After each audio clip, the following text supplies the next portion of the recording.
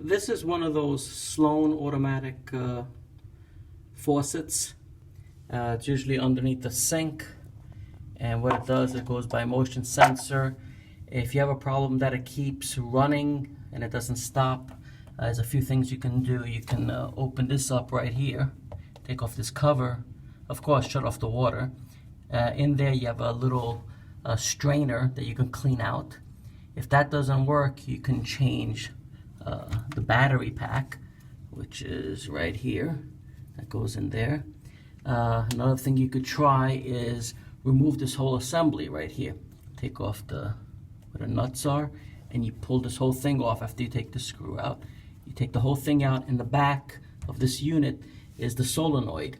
You could take that apart and clean it, and also test it to see if it clicks. Sometimes debris gets in there and it doesn't seal completely. That's why the water keeps running. If that all fails and still continuously leaks, you could try this cable, which is the sensor going up to the faucet, but usually that doesn't go bad. This goes bad, the actual circuit board. You can take the circuit board, there's only 2 screws, one on each corner, here and here, and replace that, and usually that is the last resort, and usually it fixes the problem.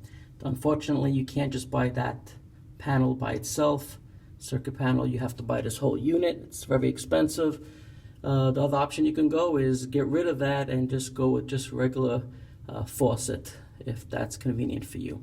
I hope this helps. Take one step at a time, try one at a time, and then decide on your own what's the best way to go.